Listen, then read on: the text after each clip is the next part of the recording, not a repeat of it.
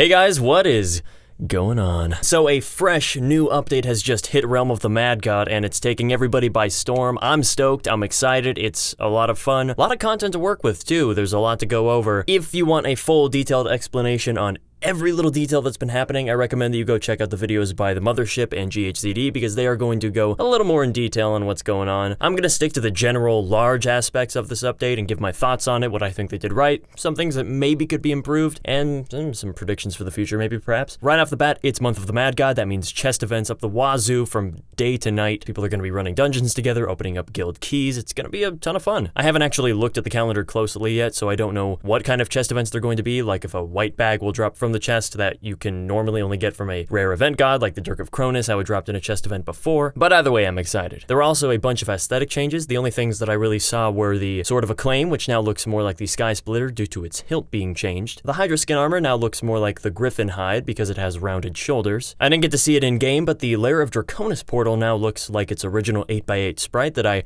don't think I had seen before, maybe whenever it was really early in development, but it still looks pretty cool. I like it. The 16x16 sprite definitely looked more epic with its animation and whatnot, but I like the color scheme of the 8x8 as well. Also, on a little side note, the Puppet Master Theater boss no longer drops a chest. He's just a regular boss, hit him and get soulbound. Exactly how it should be. I'm glad they patched that. I didn't expect it, but hey, that's great. There are also a ton of skins being added. If they haven't been added already, hey, go nuts. When you log in for Month of the Mad God for the first time, there is a free pack that you could get on the main page. Celebrating the 1-year anniversary of Deca, you get 100 free mystery potions, which can be consumed to reveal a random stat pot. I mainly got attack, defense, and mana of all things, and only 1 life potion, which is understandable. You don't want to be swimming in life freely. A free backpack, and a free character skin. I got that sheep warrior looking thing. It's alright. Overall, a very nice gift to the players to celebrate 1 year, but let's be honest, they didn't give it to us for the anniversary. They gave us those potions to prepare for Lost Halls.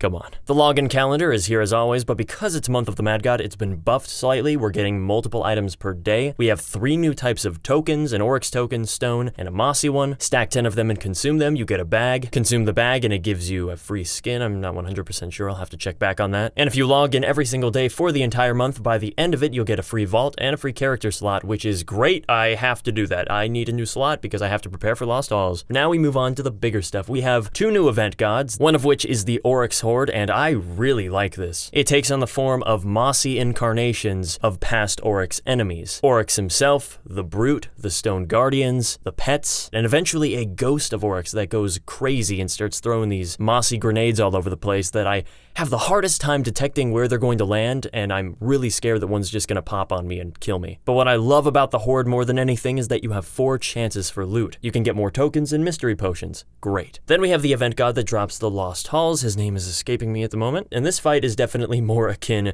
to endgame material. There are some phases of this fight that are well telegraphed and pretty easy to dodge if you just pay attention. You do have little room for error, but there's plenty of time to analyze what's in front of you and react accordingly without it feel like you're being thrust into an unfair situation. But that dang Reaper that keeps flying around is what makes it so hard. Regardless, it is a really cool, fun fight. Scary right now, but I'm sure in time we'll all have enough practice and it won't be too bad. I remember whenever the Avatar of the Forgotten King came out for the first time, and it was really scary, but now, not so much. And before I move on to the Lost Halls itself, my god, day 1 of this update was just a mess. There were so many crashes and DCs. Anytime you would close the realm, you would DC. Killing certain event gods would make you DC, like the Lord of the Lost Lands and the Killer Bee Nest. But I'm happy to report that as far as I know, the crashing has stopped. I was playing yesterday and I didn't crash once. Well, okay, my game did freeze twice on me, but that didn't have to do with the update. But I'm really glad that they fixed that so quickly because it was really making me not want to play. But anyway, I've put it off long enough. The Lost Halls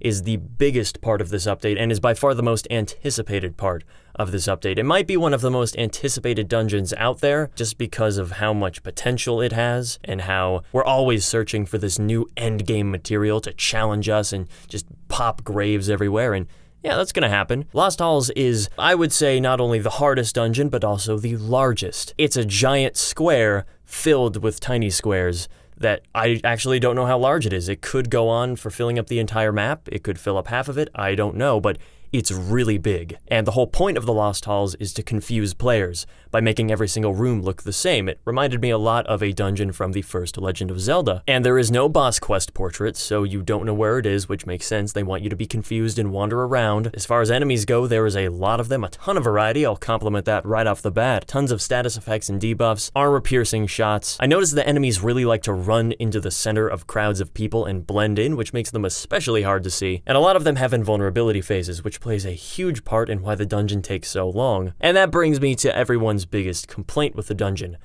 It's kind of boring. I'm not one of those guys who started complaining about it day one that this is boring, a waste of time, but I do agree with both sides of it to an extent. The Lost Halls with few people will take way too long. This is a team-based dungeon. You need to bring at least like 20 people in here because of how much health the enemies have, how much damage you have to do to kill them, and because I'm not sure what triggers it, but if you're backtracking through certain rooms, which you will do, enemies respawn, forcing you to refight them over again, taking up more of your time. This is a very time-consuming dungeon with few people. If you have a huge crowd of people, well then hey, there you go. It's a team-based game again. However, that kind of blows back up in the dungeon's face because with more people, the laggier the game becomes. GHCD did his stream a couple days ago, and my god, the Lost Halls were so dang laggy. Props to him for being able to stream that and still be able to do the boss. I just had to leave. The frames were so bad. There were like 160 people in there. So you can't have too few people for the sake of it's just gonna take way too long. And you can't have too many people because lag. And I know that that's not a problem with the design of the dungeon or the design of the game, it's all in the programming. And I hate that. Realm has so many technical limitations. It's kind of a pain, and it's all because it's browser-based, and I get that. But we have to find a way to work around it, man. I know for a fact that I'm not alone in saying, I am sick of dying to lag. My very first Lost Halls, my game froze, and I couldn't even close out of it. It was that kind of freeze where even the window wouldn't respond. And then a few seconds later, everything snapped back and it went to the death screen. I love Realm because it's hard and challenging, and sometimes a little unfairly challenging, but you know what? I always have a chance to see what's happening. Even if enemies are unbelievably fast, there's still time before they come from their spot and reach you. There's always time, no matter how little. But whenever you die to lag, nothing about that feels justified. You don't feel like you were bested by the enemies or like the game overcame you. You feel like the game just gave up for a split second and you had to pay the price. If there was a way that the game just knew whenever you died to lag and said, my bad, I'll bring your character back. Problem solved, but that's obviously impossible. But anyway, tangents aside, with the right group of people, I think that Lost Halls is great. Even whenever trying to solo it on my rogue, yeah, I know, very unorthodox for me. I felt like I could hold my own in certain scenarios, but I did reach points where there were just too many enemies with so much health, so many invulnerability periods that it would take me ages to beat them. Not to mention the respawning enemies in certain rooms. It's just not worth it. BTEL, good luck. I did actually find out that you can manipulate the spawns in here by cloaking, and it makes them disappear, just like in the Candyland. And at first, I was freaking out because I thought that they were going invisible with me, like they were copying my ability.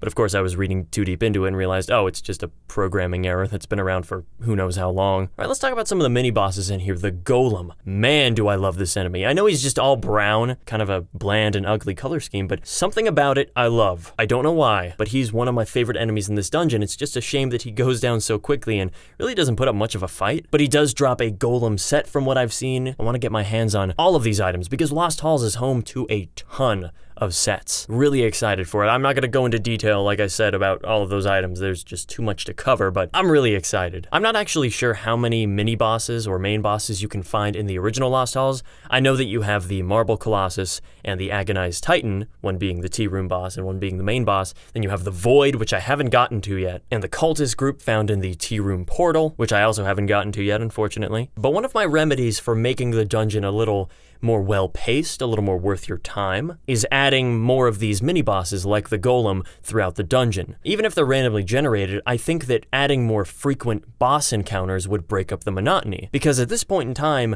you can go room after room after room of killing enemies that, while cool, do get very samey after a while, and it gets a little boring on your eyes. I think that adding in these little bursts of variety, throwing a mini-boss at you that doesn't get completely steamrolled by your amount of people and puts up a fair challenge, but also drops something worthwhile. But that's my 2 cents on how to remedy the monotony of the Lost Halls. Just add a few more mini-bosses and it will help break it up, not feel so stagnant like you're just going through the same area over and over, which I know was the point of the dungeon, but bottom line, you want it to be fun. Marble Colossus though, man is that an insane boss fight. I didn't get to stay in it too long because again the lag from the stream was just way too much, but from what I've heard there is a phase where it's 2.5 minutes of straight dodging. The boss is completely invulnerable and you just gotta live. And that's pretty cool, but I imagine that on repeated playthroughs that could get a little tiresome, but hey, haven't done it yet, so I can't judge. The Void boss, though, that is where it feels like Shatters 2.0. Not only does it feel like it's much harder than a Shatters, but it also looks like one. It has the same texture as the bridge and the water. Overall, though, I enjoy the Lost Halls. I think it was a good addition. It can be a little boring and at times messy with how many enemies you will be attacking at once, but the idea and concept and loot that you can acquire and the bosses, I think, do make up for that. I'm not sure if people are going to find strategies like with the Shatters where you walk up to each enemy and drag them one by one and take them out, or if that's actually impossible because all of the enemies are so clumped up anyway.